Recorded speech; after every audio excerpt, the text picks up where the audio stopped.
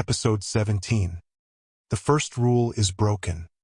The rule broke quietly, not with a sound, not with a warning. It broke the way assumptions do when reality stops agreeing with them. Ethan felt it before anything else changed. A sensation like pressure releasing where pressure was supposed to remain constant. The air did not move. The room did not shake. The clock on the wall continued ticking as it always had. But the missing minute did not arrive where it should have. That absence was louder than any alarm.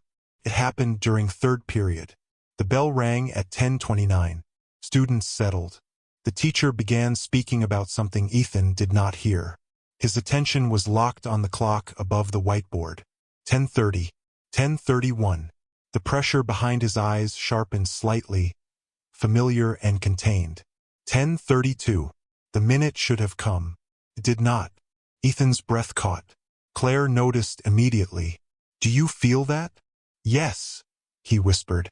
It skipped the skip. The pressure surged, then stuttered as if recalculating. The classroom did not freeze.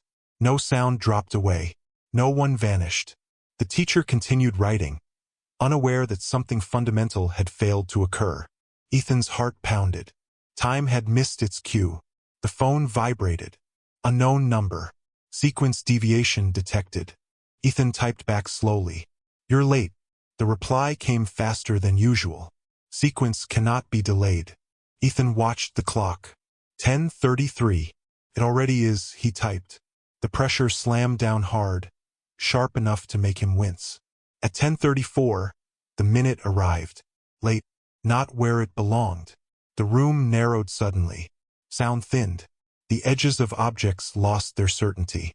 Students froze mid-motion. The teacher's marker hovered an inch from the board. But Ethan did not freeze. Neither did Claire. They stood inside the minute, fully aware. The pressure surged wildly, unfocused and frantic. Time had not expected witnesses inside a displaced event. The girl appeared at the classroom door. She should not have been there. She met Ethan's eyes and nodded once. "Stay," she said. The minute trembled. Ethan felt something shift. Not forward, not backward. Sideways. The minute slid. Not cleanly. It dragged against reality, leaving resistance behind like friction. For half a heartbeat, Ethan felt 2 moments overlap. Then the minute collapsed. Sound rushed back. Students blinked. The teacher frowned, confused. The clock jumped. 10:36. 10:37. No one reacted. Except Ethan. Except Claire. Except the girl. They left the classroom without being stopped. Hallways were busy. Normal. Too normal. Ethan's hands were shaking. "That wasn't supposed to happen." "No," the girl replied. "It wasn't supposed to be possible." The pressure hovered close, unstable and alert. They reached the stairwell where cameras had blind spots. Claire leaned against the wall, breathing hard. "We were inside it." "Yes," Ethan said. "And it wasn't fixed." The girl's expression was tight. "You didn't just break a rule." "What did we do?" Ethan asked. She looked at him carefully. "You proved time is not absolute." The pressure spiked violently. The phone vibrated again. Unknown number. Containment breach recorded. Ethan typed back. "You moved it." A pause. Then, movement was corrective. Ethan shook his head. "No, it was reactive." The pause lengthened. Then, reaction implies agency. Ethan smiled faintly. "Exactly." The rest of the day unfolded unevenly. Small things failed. A bell rang twice. A digital sign displayed the wrong time for a full minute before correcting itself. A teacher lost track of a lesson mid-sentence and could not remember why. No disappearances. No erasures. Just cracks. The city did not panic. Compensated. By evening, the girl met Ethan on the rooftop. Her voice was low. "They are rewriting constraints." "So are we," Ethan replied. She nodded. "But they have one advantage." "What?" Claire asked. "They can afford delay," the girl said. "You cannot." The pressure pulsed, tense and calculating. Ethan opened his notebook. Rule 1 was crossed out. He added another line beneath it. Rule 2. Observation invites correction. He stared at it. Then he drew a line through that too. We observed, he said. And it failed. The pressure surged sharply. Time did not like edits. That night, the city felt wrong. Not broken. Out of phase. Traffic lights hesitated. Elevators paused between floors. Phones refreshed slowly, as if waiting for a signal that had not arrived. People joked about glitches. They always did. Ethan felt something colder beneath the humor. Instability. The 3:07, the missing minute, did not arrive. Ethan waited. Nothing. 3:08. 3:09. Claire whispered, "It's gone." "No," Ethan said. "It's somewhere else." The pressure surged suddenly, rushing past them like a current. Then the minute arrived at 3:11. Late again. Wrong again. The room narrowed briefly, then released. Time was no longer punctual. The phone vibrated. Unknown number. Relocation in progress. Ethan typed back immediately. "You can't just move it." A pause. Then, "We must." Ethan felt a chill. Why? Another pause. Then, "Because it is no longer stable where it was." Ethan closed his eyes. They had done this. The girl looked out over the city. "It's adapting," she said. "But adaptation has cost." "What kind of cost?" Claire asked. She did not answer immediately. Then, precision. The pressure thinned, stretched too wide. Time was losing accuracy. By dawn, reports appeared online. People claimed they had lost time in different places. Not always the same minute. Not always the same duration. A jogger swore 10 minutes vanished near the river. A delivery driver claimed he arrived before he left. A nurse reported a clock skipping backward in a hospital hallway. Scattered. Uncontrolled. Ethan read the post silently. The minute was moving. The phone vibrated one last time before sunrise. Unknown number. Containment failure imminent. Ethan typed back with steady hands. Then stop containing. The pause that followed felt enormous. Then, without containment, continuity collapses. Ethan whispered, "Then let it." The pressure recoiled. The girl met his eyes. "This is it," she said. "Once it moves, it won't stop." Ethan nodded. The rule was broken. Time had shifted, and the city was no longer synchronized. The city did not notice the rule break immediately. That was the second mistake. The first mistake had been assuming rules existed independently of obedience. The second was assuming that if something broke, it would announce itself loudly enough to demand attention. Instead, the break spread like a hairline fracture, invisible until it wasn't. Ethan felt it walking home, not as pressure, not as fear, as hesitation. The traffic light at the intersection turned green a half-second later than it should have. The crosswalk signal blinked twice before stabilizing. A cyclist slowed abruptly, confused, then continued. Nothing failed. But nothing flowed perfectly either. "That didn't feel right," Claire said quietly. "No," Ethan replied. It felt undecided. The pressure hovered nearby, thinner now, stretched across too many calculations. They reached Ethan's street. Something was wrong. The houses were there. The sidewalk was there. The familiar tree near the corner stood exactly where it always had. But the streetlight at the end of the block flickered between on and off without settling. Not broken. Waiting. Ethan felt a chill move through him. "The minute passed here," he said. Claire frowned. "How do you know?" "Because it didn't finish." The pressure tightened slightly. The girl appeared near the flickering light, her face tense. "It slipped," she said. "Where?" Ethan asked. "Everywhere," she replied. "And nowhere cleanly." The pressure pulsed sharply, then softened. Time was spread too thin to threaten properly.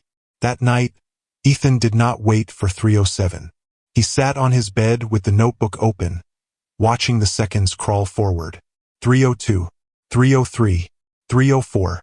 The pressure was already present, unfocused and restless. 3:05. Nothing. 3:06. Still nothing. Claire whispered from the doorway, "Is it coming?" "Yes," Ethan said, "but it doesn't know where."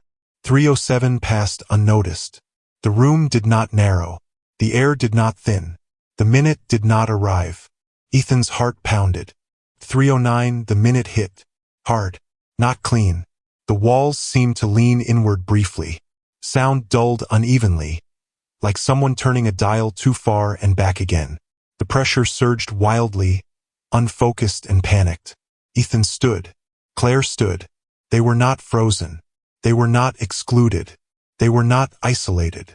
They were present inside a displaced event. "This isn't containment," Ethan said through clenched teeth. "This is overflow." The pressure recoiled. The minute ended abruptly. Not cleanly. 3:10.